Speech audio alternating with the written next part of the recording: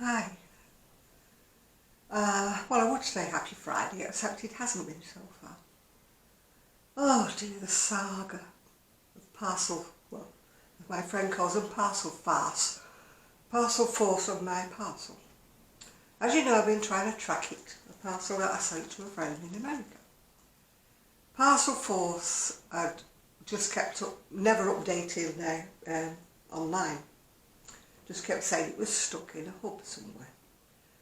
Kept trying to get hold of them, you can't.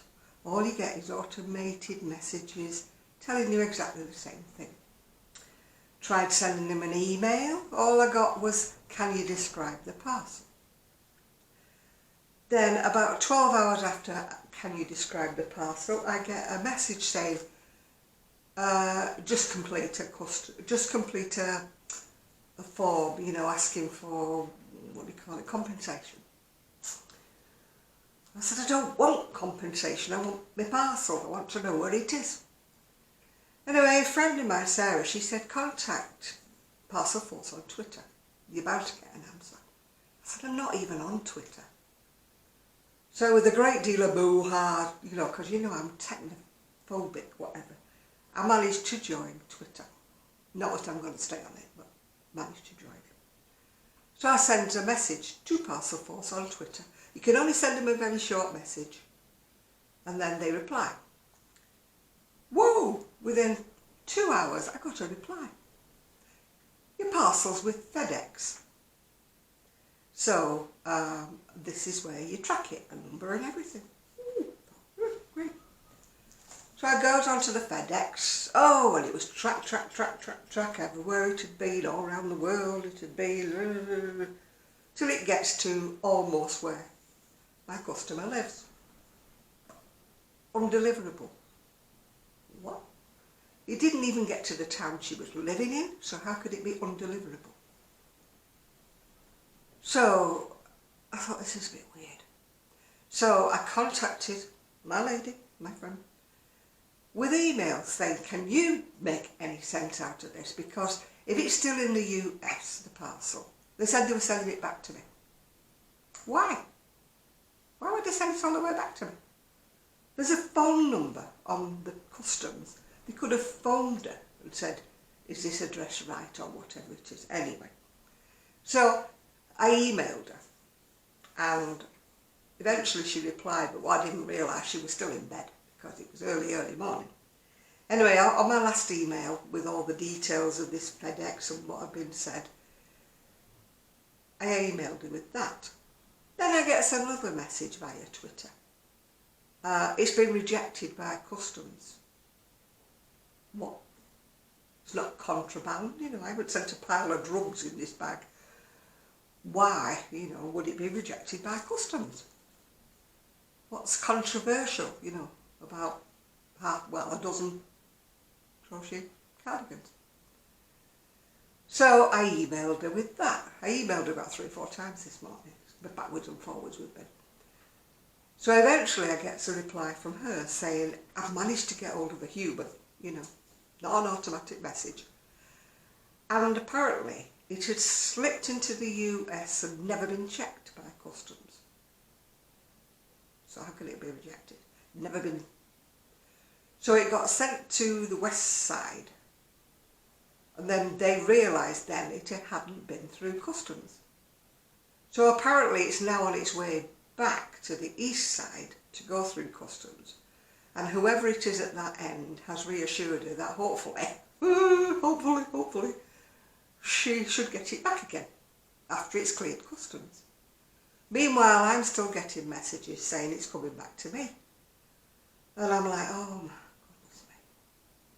People wonder why I don't want to send things to the US. It's a trauma.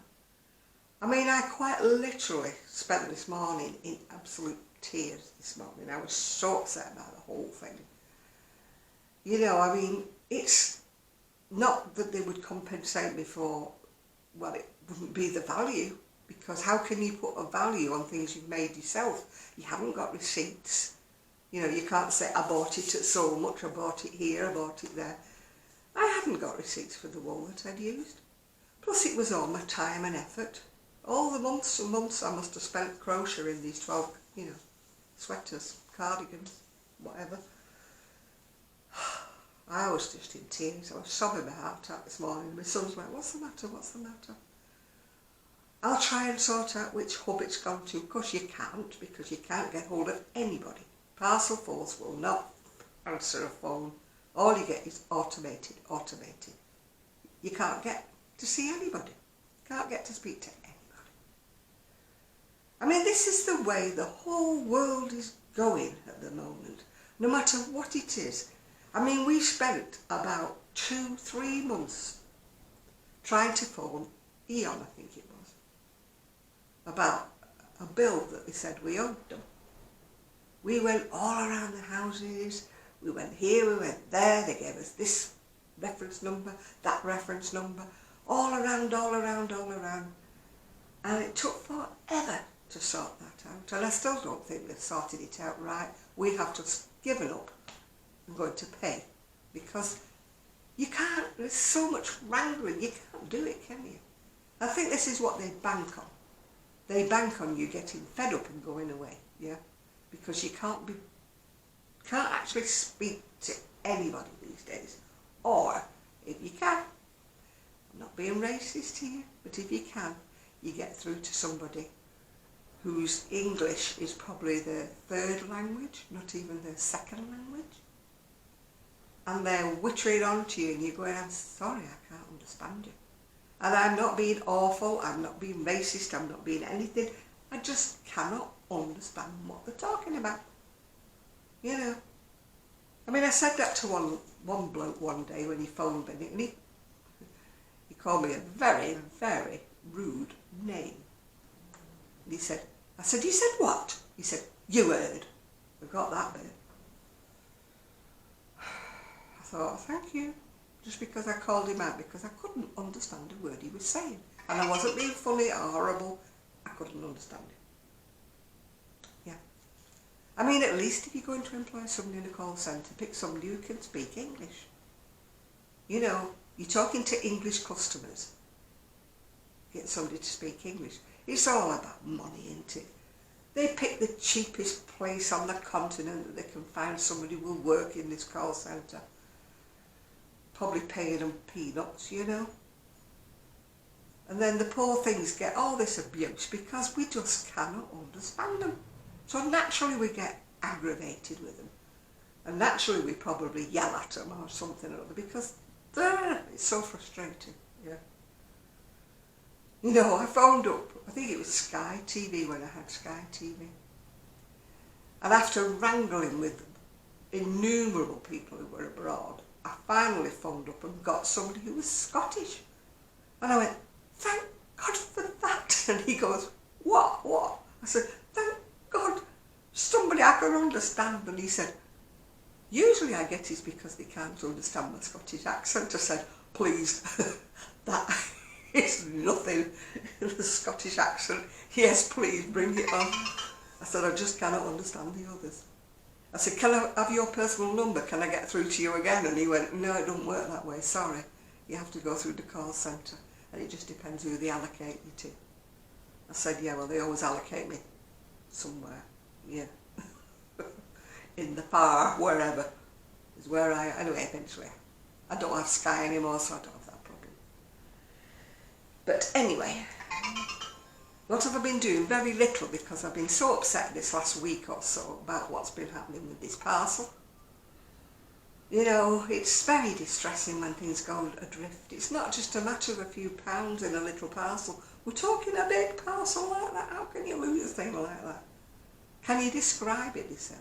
I said, yeah, it's in a big black mailing bag, that big. And it's got a full roll of brown parcel tape wrapped around it. So it's got a label on both sides of it with the names and it's going to. It's got my name and address as the return address on both sides.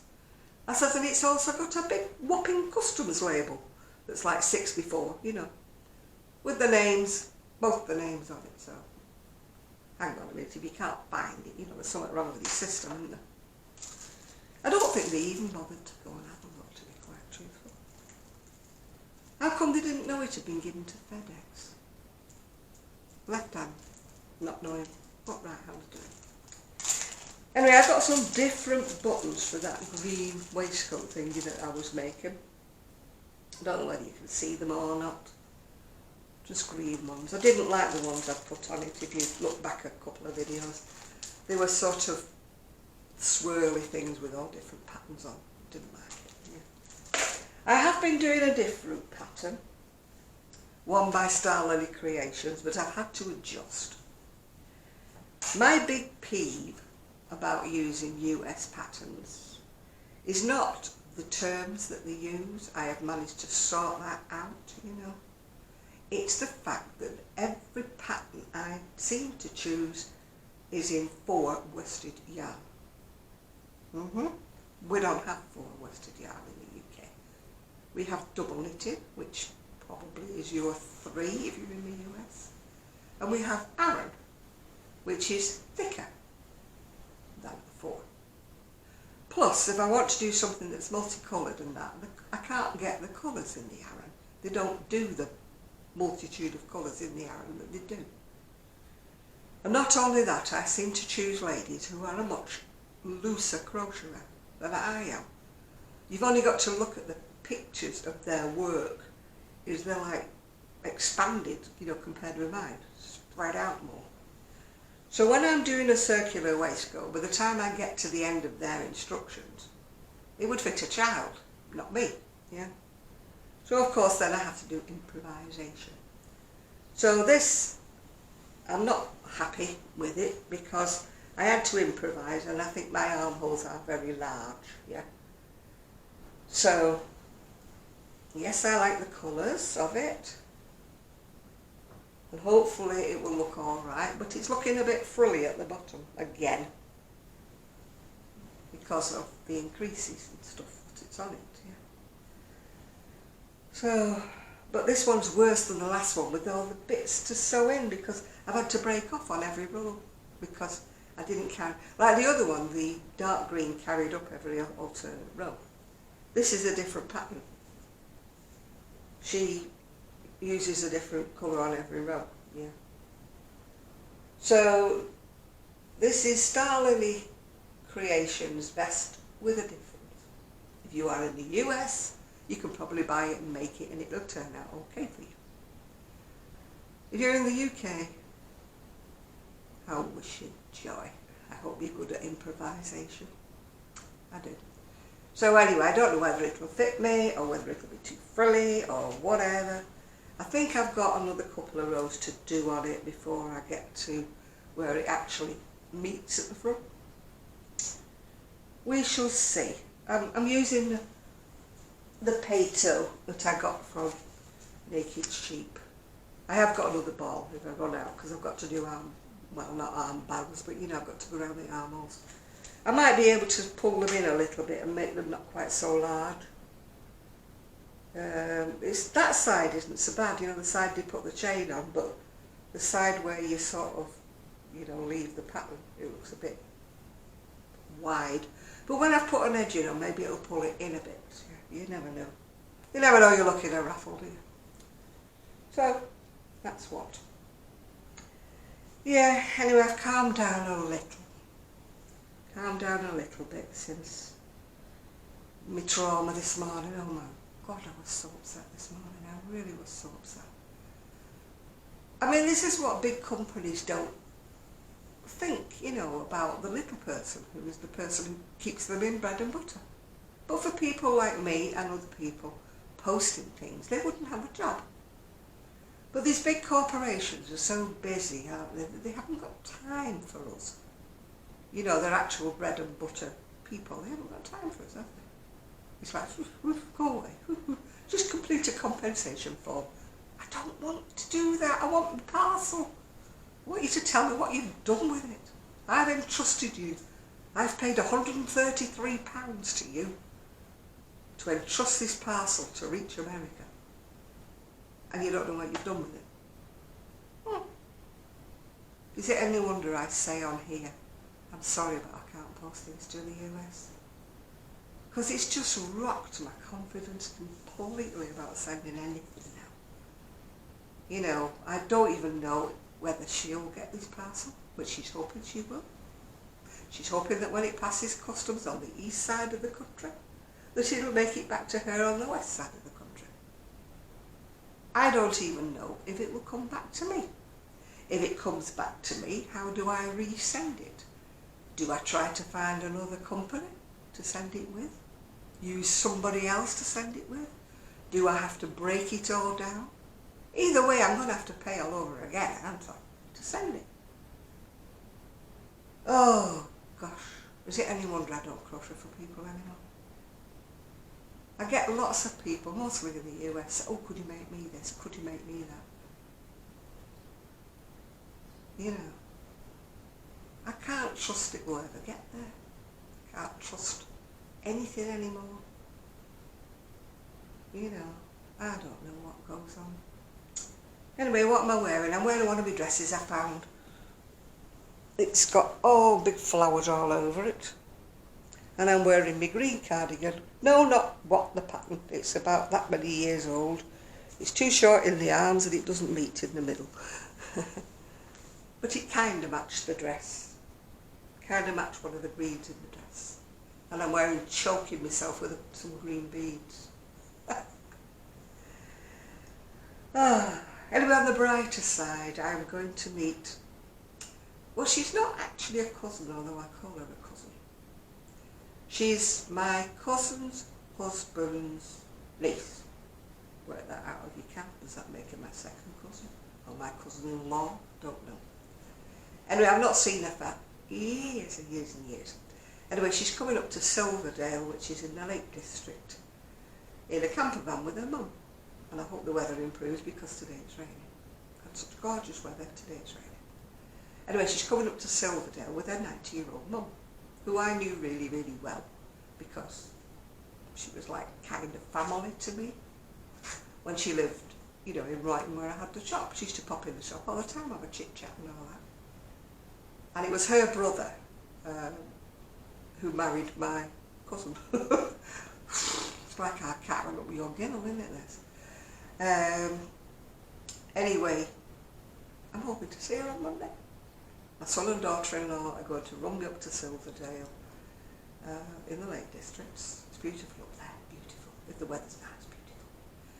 And we're going to have lunch, so I won't be having a look round or anything. I'm going to take the camera if I remember. Hopefully show you something of the Lake District. If it's only hello around the campsite, yeah. So we shall see what we shall see. Yeah.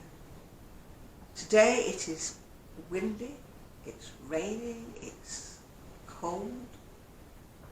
The windows are open in the conservatory here and I am going chilly and I am getting goose pimples because it's chilly. Yeah, oh dear me. I'm just out of sorts with all what's gone on about this parcel. People don't realise, you know, people who work for Parcelforce, they probably go home whistling away there, couldn't even about whose parcel they've lost in the day. I've got another friend who's got a parcel lost as well. She can't find out where it is either. Yeah. It's the not knowing that is the worst bit. It's the automated services, the disembodied. You don't even get a voice, you just get, well you do, you get an automated bot saying, can you please say the number of the parcel?